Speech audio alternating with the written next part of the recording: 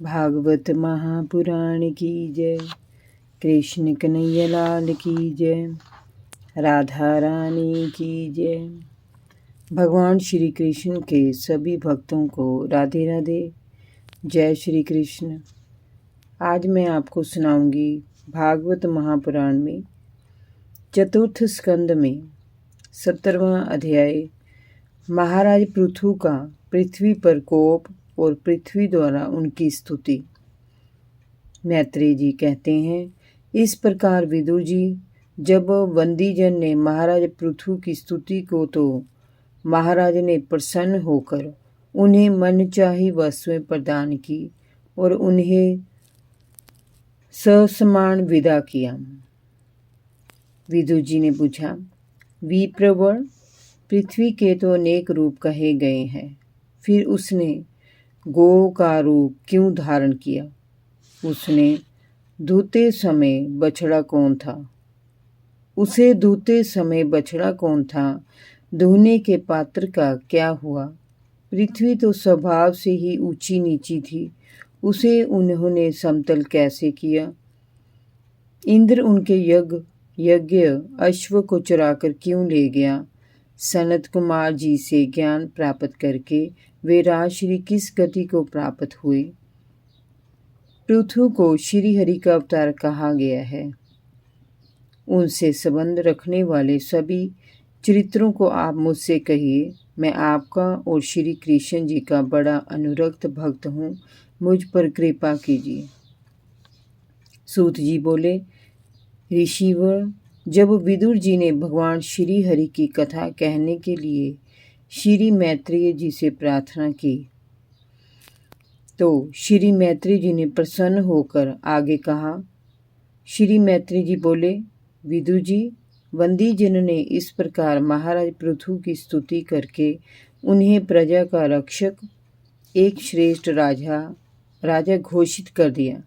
ये उन दिनों की बात है जब पृथ्वी पर कृषि कर्म बहुत अधिक नहीं होता था।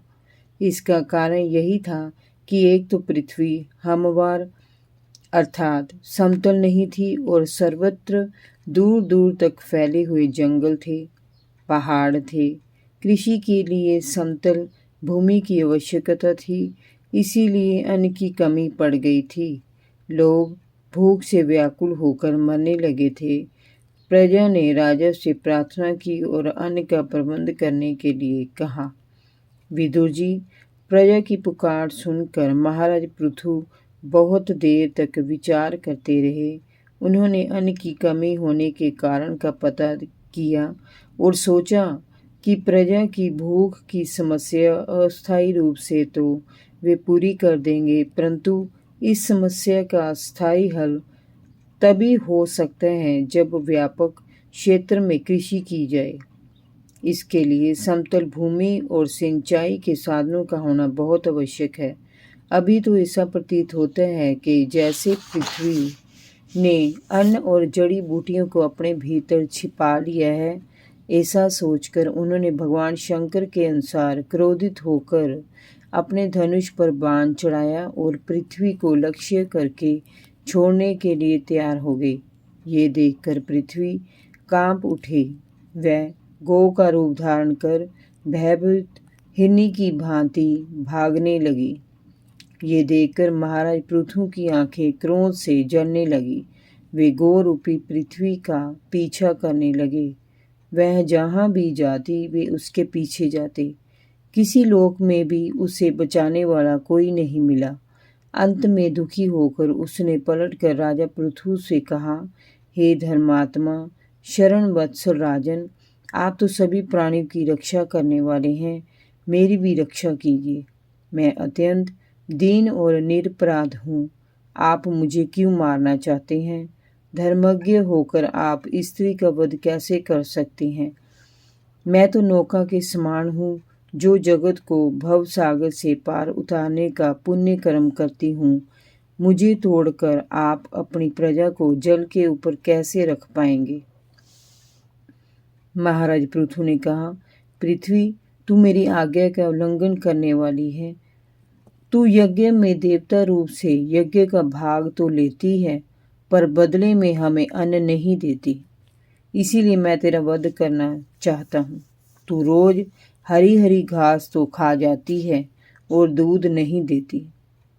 ऐसे में तुझे दंड देना क्या अनुचित होगा? तूने ब्रह्मा जी द्वारा उत्पन्न अन्न और औषधियों को अपने भीतर समेट लिया है और मेरी चिंता ना करके तूने मेरी प्रजा को भूखों मारना प्रारंभ कर दिया है। इसीलिए मैं तेरा शरीर छलनी करके तेरे मैदे से इन भूखे प्राणियों की भूख मिटाऊंगा। जो दुष्ट अपना ही स्वार्थ पूरा करता है और दूसरे प्राणियों के प्रति निर्दयी होता है, ऐसे दुष्ट को मारने में राजाओं को पाप नहीं लगता। तुझे बड़ा अहंकार हो गया है। इस समय माया से तूने गौ का रूप धारण किया हुआ है। मैं अपने बाणों से तेरे शरीर को शत विशत करके अपनी प्रजा का कल्याण करूंगा। इस पर पृथ्वी ने विनीत होकर राजा से कहा, राजन, आप साक्षात परम पुरुष हैं। आपने भी अपनी माया से ये मनुष्य रूप धारण किया है।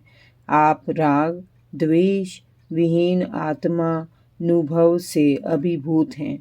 मैं बार बार आपको नमन करती हूँ।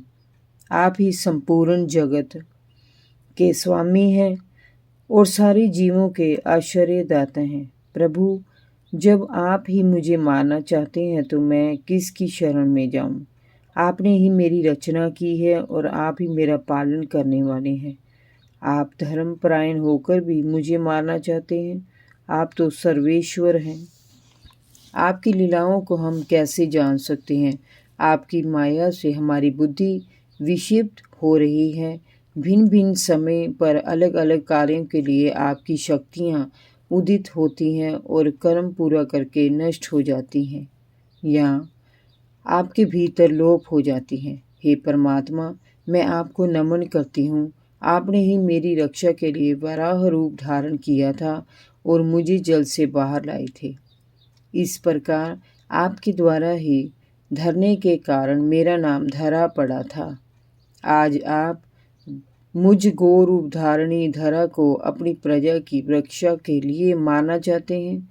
आपकी इस माया से मेरा चित्त मोहग्रस्त हो रहा है।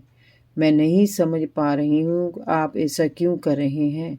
मैंने अपना दूध दोहन के लिए कभी किसी को मना नहीं किया, फिर भी आप मुझे मारना चाहते हैं। जय जय श्री राधे। भागवत महापुराण की जय। कृष्ण कन्हैया लाल की जय। राधा रानी की जय। भगवान श्री कृष्ण के सभी भक्तों को राधे राधे, जय श्री कृष्ण। आज मैं सभी दुनिया की माताओं को बोलूँगी, हैप्पी मदर्स डे।